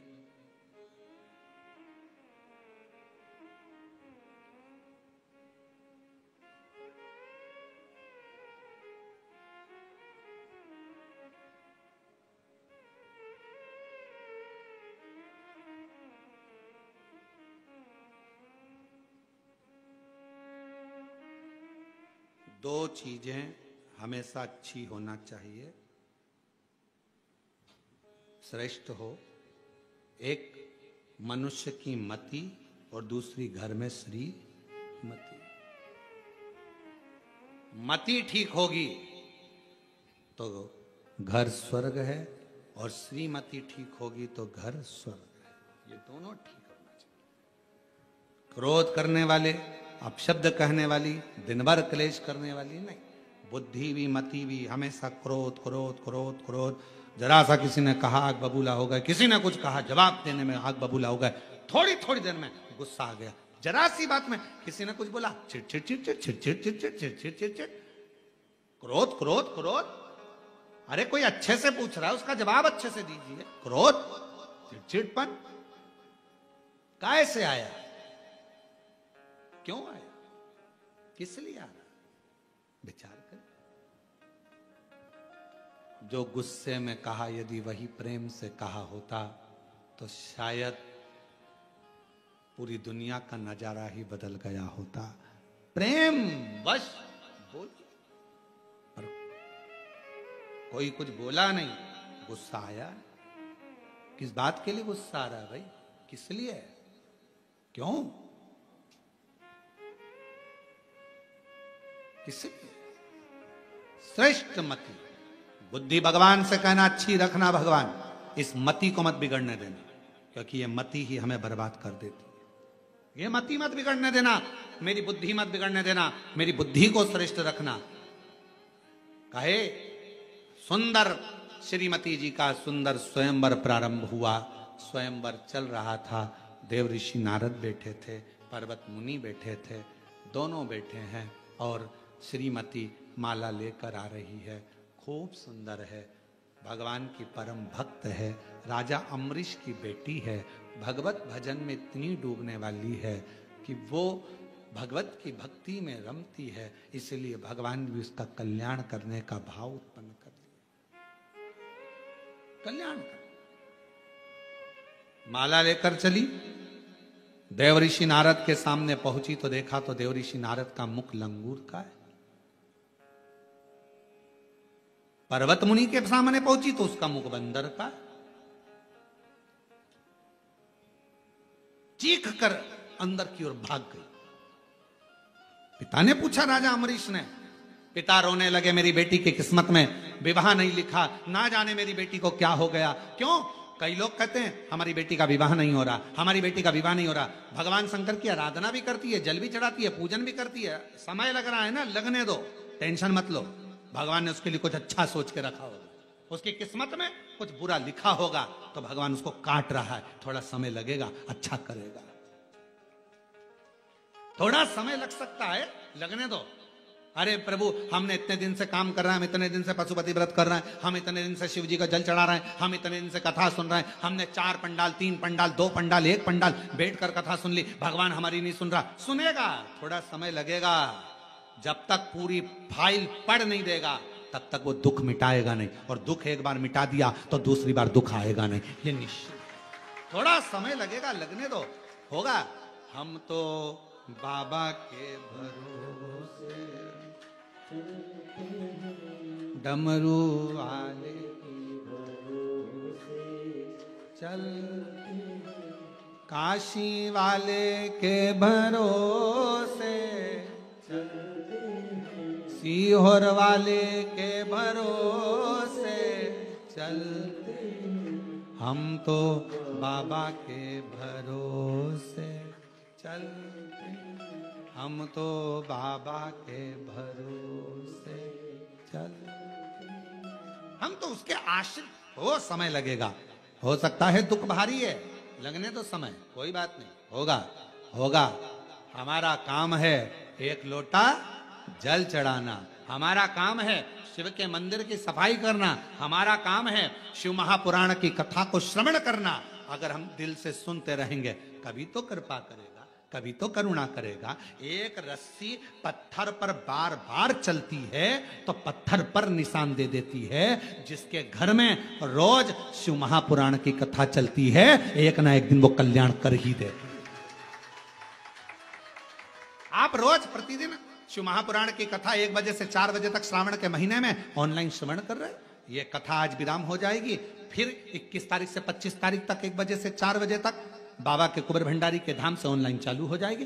25 को वो विराम होगी, 30 तारीख को ऑफलाइन जयंती स्टेडियम भिलाई में प्रारंभ हो जाएगी, जो 5 अगस्त तक चलेगी 1 बजे से 4 बजे तक।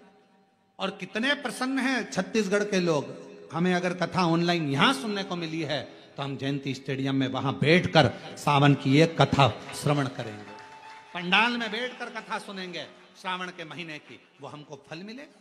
पूरे भिलाई वासियों का, दुर्ग वासियों का, सबका भाग्य है जो पंडाल में बैठकर कथा श्रवण करेंगे। ये भाग्य की सर होगा, थोड़ा समय लगेगा, थोड़ा आप अपना कर्म करिए। मत बुरे कर्म कर बंदे वरना पछताएगा, भगवान की आंखों से तू बच नहीं पाएगा, तू बच नहीं पाएगा। अरे ओ अज्ञानी मत करना नानी, अरे ओ अज्ञानी मत करना।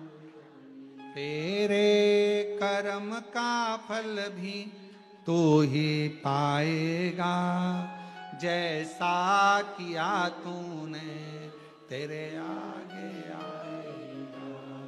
मत बुरे कर्म वरना पछताएगा, भगवान की आंखों से बच नहीं पाएगा, बच नहीं बड़ा सोचनी है, बहुत विचार करना, अपनी चित्त वृत्ति में ये बात को बिठा लेना।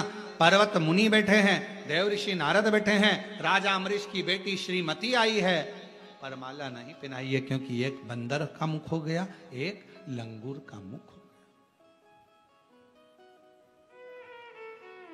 और इन दोनों के बीच में एक राजकुमार बैठा है, हाथ में धनुष है, बाण है, सुंदर स्वरूप है, मस्तक पर मुकुट है, कानों में कुंडल है, गले में माला है, सुंदर श्रृंगार है। और भगवान उसी समय पर उस श्रीमती ने दोनों के गले में माला नहीं डाली, बीच में जो मेरे भगवान की माया थी उसी मायापति को माला डाल। अब पिता के मन में, राजा अम्बरीश के मन में बड़ा दुख था, बेटी का विवाह कैसे होगा, शादी कैसे होगी, बेटी का क्या होगा। कई माताएं, कई भाई लोग चिंता में रहते हैं, जिनके घर में एक लड़की हो जाए, दो लड़की हो जाए, तीन लड़की हो जाए, चार लड़की हो जाए, चिंता में इनका होगा क्या, बेटी का होगा क्या। अरे भाई, उसने दिए ना, वही पालने वाला है। सब अपना अपना भाग्य लेकर संसार में जन्म लेते हैं, सब अपना भाग्य। आप अपने घर के कमरे में कचरा नहीं रखते हो, रखते हो? जम के तो बोलो। नहीं। कबाड़ा नहीं, खाली बोतल ऑन, टूटा फूटा सामान नहीं। जब आप अपने घर के कमरे में कबाड़ा नहीं रखते, तो ये ब्रह्मा जी का ब्रह्मलोक, भगवान विष्णु का वैकुंठ लोक, और ये मृत्यु लोक शंकर जी का है। जब भगवान शंकर का ये पृथ्वी घर है, तो फिर इस घर में आड़े तेड़े को भी भगवान नहीं रखता। जो कीमती है, काम का है, वही मेरे शंकर ने अपने पास रखा, अपने पास। तो कई लोग कहते हैं भगवान, वो गलत बोलने वाले को भगवान क्यों रखें, निंदा करने वाले को क्यों रखें, बुराई करने वाले को भगवान क्यों रखें, आड़ा टेढ़ा बोलने वाले को भगवान क्यों रखें। अरे भाई, भगवान को मालूम है घर में 4 तरह के बेटे होते हैं, एक बेटा अच्छा है तो एक बेटा बेकार भी होता है, सबको रखना पड़ता।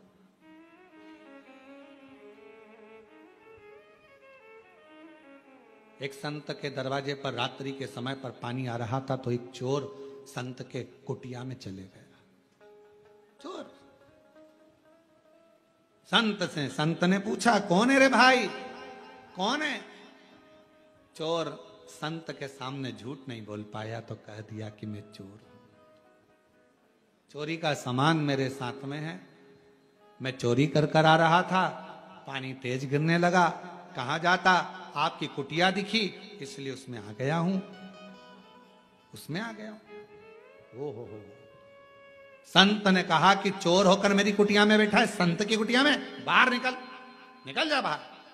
बरसते पानी में उसको बाहर निकाल दिया। संत लग गया भजन में। भगवान खुद प्रकट होकर कहने लगे, तुझे आज मालूम पड़ा कि ये चोर है, तो तूने अपनी कुटिया से निकाल दिया। मुझे तो इसके जन्म के समय पर मालूम था कि ये चोट्टा बनेगा, तो भी मैंने अपनी पृथ्वी पर आन दिया, क्योंकि मुझे मालूम है आएगा, कभी किसी संत के दरवाजे जाएगा, वहां उसके छाया में रुकेगा, पानी पी लेगा, तो हो सकता है इसके पूर्व का जन्म सुधर जाएगा।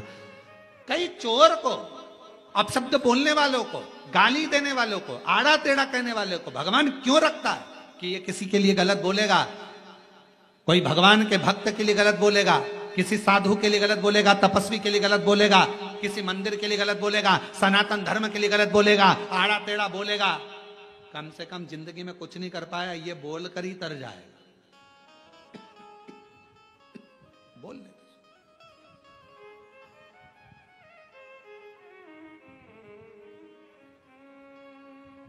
बोलेंगे, बोल ले तो। और महादेव नमन चरणों में स्वीकार कीजिए, सबका किया है मेरा भी उद्धार कीजिए, उद्धार कीजिए।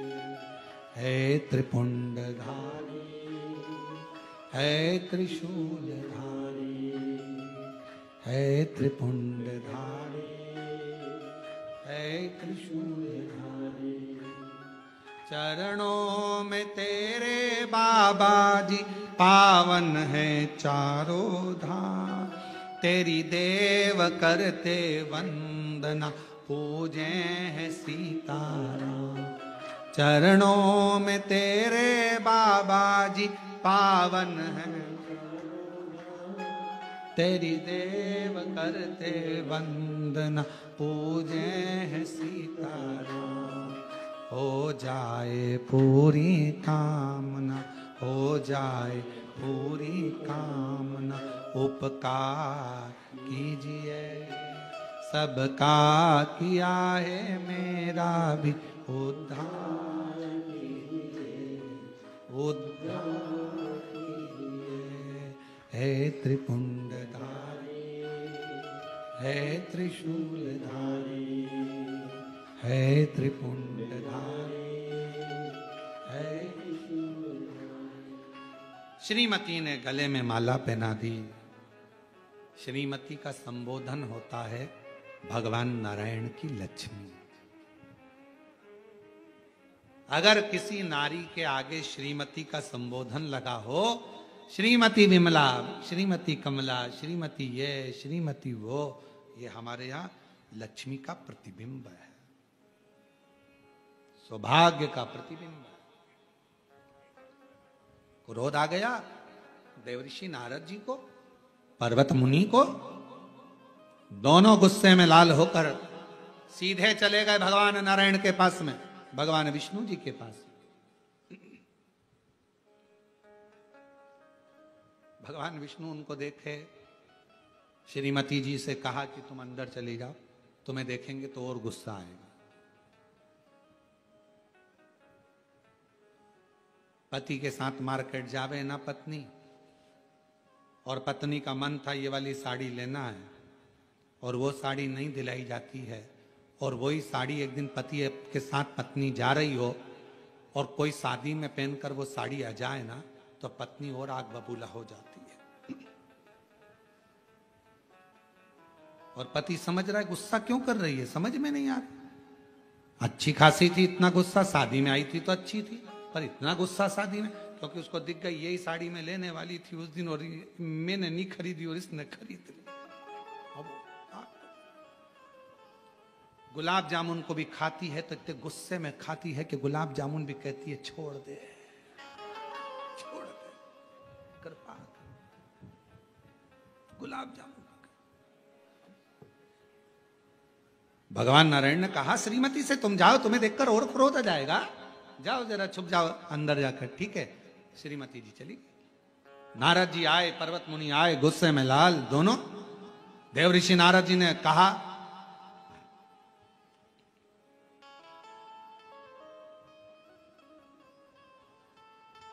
मैं राजा अम्बरीश की बेटी से शादी करना चाहता था,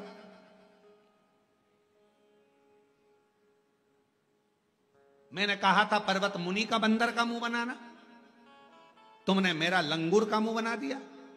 भगवान बोले मैंने कुछ नहीं करा, मैंने कुछ भी नहीं करा, तुमने जो मांगा था मैंने तुमको दिया। पर्वत मुनि कहने लगे मैं राजा अम्बरीश की लड़की शादी करने वाला था, तुमने मेरा बंदर का मुख बना दिया। भगवान बोले मैंने कुछ भी नहीं करा, तुमने जो मांगा तुम्हें दिया, इसने जो मांगा इससे दिया। क्या मांगा? नारद जी ने मांगा था कि तुम्हारा मुख बंदर का हो जाए, तुमने मांगा था कि नारद जी का मुंह लंगूर का हो जाए। अब इसमें गलती किसकी है? देवऋषि नारद खड़े होकर आंखों से नीर बहाने लगे, पर्वत मुनि भी आंखों से नीर बहाने लगे। हमारी गलती है, हमने अपने लिए नहीं मांगा, दूसरे का बुरा करना मांगा। पर्वत मुनि के लिए मैंने गलत मांगा था कि पर्वत मुनि का बंदर का मुख हो जाए, और पर्वत मुनि ने मेरे लिए गलत मांगा मेरा लंगूर का मुख हो जाए। हम भगवान के मंदिर में जाएं, पूजन करें, अनुष्ठान करें, अपने लिए मांगो, दूसरे के लिए उसने कितना ही तुम्हारा बुरा करा हो कभी मत मांगो कि उसका बुरा हो, क्योंकि वो भी कभी ना कभी मांगेगा कि तुम्हारा बुरा हो। इससे अच्छा मांगो ही मत। अपने लिए मांगो ना। वो बुरा सोचेगा, वो बुरा सोचे कि कमला का ऐसा बुरा हो जाए, बिमलेश का ऐसा बुरा हो जाए, उसका ऐसा बुरा हो जाए, वो बुरा सोचेगा। पर तुमने पहले ही मांग लिया, भगवान कृपा करना, जगत में मेरा कल्याण करना, कभी मेरी जिंदगी में मेरा बुरा मत करना। तो कोई कितना भी बुरा सोच ले तो भी बुरा नहीं हो सकता, क्योंकि तुमने अच्छा मांगा, तुमने अच्छा मांगा। वो बुरा मांग रहा था। देख, गाली का एक नियम होता है। गाली का नियम मालूम क्या है? गाली का एक नियम होता है, अगर कोई आपको गाली दे ना, कोई ने आपको गाली दी और आपने गाली का पलट कर जवाब नहीं दिया, तो वो गाली कहां जाती है? किसके पास जाती है? उसी के पास जाती है। गाली का एक नियम है, अगर किसी ने आपको गाली दी और आपने पलट कर जवाब नहीं दिया, मुस्कुराकर चल दिए, आग लगे बस्ती में अपन और तुम मुस्कुराकर चल दिए, तो जिसने गाली दी है ना, 15 दिन के अंदर वही गाली जो उसने बकी है, जिस डिजाइन की, जिस वेराइटी की, जिस क्वालिटी की उसने जो गाली दी है, वही क्वालिटी, वही वेराइटी और वही गाली उसको कोई ना कोई 15 दिन में उसके मुंह पर बक कर जाएगा, ये निश्चित।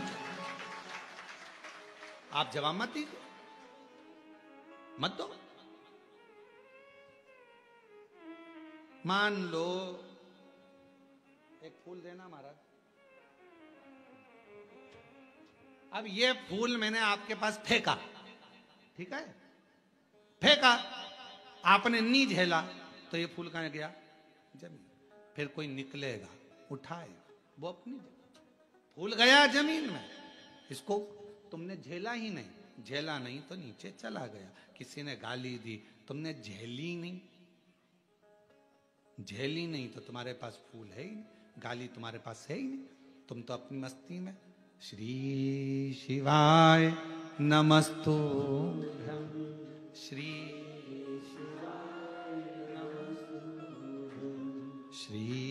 शिवाय नमस्तुभ्यं, श्री शिवाय। तुम झेले ही नहीं हो ना उस फूल को, तुमने गेंद को झेला ही नहीं ना, तुमने वस्तु को झेला ही नहीं ना, तो वो तो गया। किसी ने गाली दी तो मत लो, उसने गाली बकी, तुम पलट कर जवाब मत दो, तुम उधर से जाओ, मुस्कुराकर चलते जाओ, सिर पे अपना जूड़ा बांधो, स्माइल दो, बढ़ते जाओ। अगर कोई गाली देता है ना और अपन हंस के चले जाओ ना, तो उसको और आग लग जाती है। बताओ, मैं तो इसको गाली दे रहा हूं और ये हंस रही है। कभी कभी तुम पति पत्नी की लड़ाई भी इस बात पे हो जाती है, पति कुछ बोल रहा है, गुस्से में लाल है, और पत्नी मुस्कुरा दे, तो पति तू हंस रही है और मैं गाली दे रहा हूं।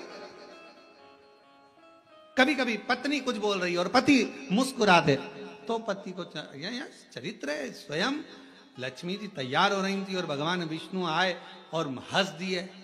अब उनको तो जल्दी में जाना था अपनी बेस्ट फ्रेंड के घर, और तैयार हो रही थी, और तैयार होने में भी टाइम लग रहा था, और सब, और इतने देर में भगवान विष्णु आ गए, हंस दिए। लक्ष्मी जी को गुस्सा आ गया, मैं तुम्हें श्राप देती हूं, तुम्हारा शीश कटेगा, घोड़े जैसे हंसे हो तो घोड़े का मुख लगेगा।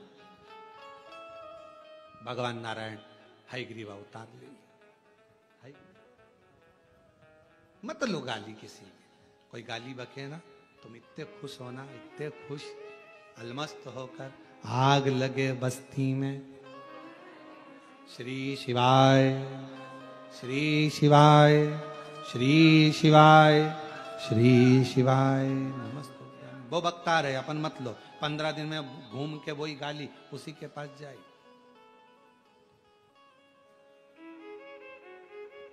कुरुक्षेत्र गए हो आप लोग? कोई कुरुक्षेत्र आप गए? कुरुक्षेत्र में जहां पर भगवान कृष्ण ने गीता जी का उपदेश अर्जुन को दिया था, आज भी वहां पर कई सेंटर लगे हुए हैं। उन सेंटरों का यह कहना रहता है कि मनुष्य के मुख से जो वाणी निकलती है वो वायुमंडल में घूमती रहती है, और वो वायु एक ना एक दिन उसको पकड़ा जा सकता है और वापस ग्रहण किया जा सकता है। वो वायु घूमती रहती है जब तक उसके पास तक ना पहुंच जाए। कुरुक्षेत्र में गीता जी का ज्ञान भगवान कृष्ण जी ने अर्जुन जी को दिया, तो वो वायु में जो वाणी घूम रही है उसको सेंटर पकड़ रहा है, रिसर्च सेंटर उसको पकड़ रहा है, उस वाणी को। शब्द, आप जो शब्द कहते हैं, गालियां देते हैं, आप शब्द कहते हैं, आड़ा टेढ़ा बोलते हैं, ताने देते हैं, यह शब्द घूमता घूमता एक ना एक दिन आप ही के पास आता है। 15 दिन, 20 दिन, 6 महीना, 8 महीना, 1 साल, 1.5 साल, 2 साल बाद आपको एहसास होगा कि मैंने ये गलत करा था, गलत बोला था, और आज इसने मेरे साथ ये गलत कर दिया। ये गलत हुआ, मैंने करा था, मेरे साथ हुआ। और बिल्कुल तुम्हें ज्ञात होगा, तुम्हारे सामने आएगा, जैसा कर्म करा है वो तुम्हारे सामने आएगा कि मैंने करा था 3 साल पहले, 6 साल पहले, 8 साल पहले, 2 साल पहले, आज मेरे साथ में हुआ है। ये मैंने भोग रहा हूं, ये मेरे ही करा हुआ है, मेरा ही करा। लोग कहते हैं कि तुम्हें नरक भोगना पड़ेगा। शिव महापुराण में नरक शब्द है ही नहीं। शिव महापुराण में भगवान शंकर ने मां पार्वती जी से कहा, सुनो गौरा, सुनो पार्वती, हे हिमालय सुते सुनो। लोग कहते हैं नरक भोगना पड़ेगा। शिव महापुराण में शंकर जी कहते हैं, मरने से पहले जो जो कर्म मनुष्य करता है उसको मृत्यु के पहले यहीं पर भोगना पड़ता है, तब जाना पड़ता है। कर्म भोगने के लिए मानव का शरीर है। मृत्युलोक में हम आए काय के लिए? अपना कर्म भोगने के लिए। पूर्व में तुम्हारे नाम जैसे कहीं कितने नाम होंगे, राम सिंह नाम के ना जाने कितने होंगे, बिमला नाम के ना जाने कितने होंगे। तुम 9 बजे पैदा हुए हो तो 9 बजे पैदा होने वाले हजारों होंगे, लाखों होंगे। एक ही टाइम, एक ही दिन, एक ही घड़ी में, एक ही पल में पैदा होने वाले करोड़ों बच्चे होते हैं, लाखों बच्चे पैदा होते हैं। पर कोई कोई उसमें से मिनिस्टर बन जाता है, कोई कोई उसमें से डॉक्टर बन जाता है, कोई कोई उसमें से कलेक्टर बन जाता है, और कोई कोई बेचारा सब्जी बेचता रहता है। नाम वही है, कमलेश नाम तुम्हारा, कमलेश नाम उसका, नाम उसका वही, तुम्हारा नाम भी वही। एक मिनिस्टर बन गया, मंत्री बन गया, सांसद बन गया, ये बन गया, वो बन गया। और दूसरा सब्जी बेचे, उससे पूछो तू कितने बजे पैदा हुआ? 9:15 पे। तू कितने बजे? 9:15 पे। कौन से दिन? गुरुवार। तू कौन से दिन? गुरुवार। कौन सा सन? ये सन, वही सन, वही सन, वही पल, वही घड़ी, वही क्षण। पर एक खूब उन्नति पर है, एक डाउन में। कारण क्या है? कोई पिछले जन्म का अच्छा कर्म मुझे बाबा तेरा, कोई पिछले जन्म का अच्छा कर्म था जो तुम्हें अच्छी जगह पर बिठाया। कोई पिछले जन्म का अच्छा कर्म था, तुम्हें भगवान ने धन दिया। कोई पिछले जन्म का अच्छा कर्म था जो कोरबा में ऑनलाइन शिव महापुराण की कथा हो गई और आप लोग बैठकर कथा का रस तत्व जो है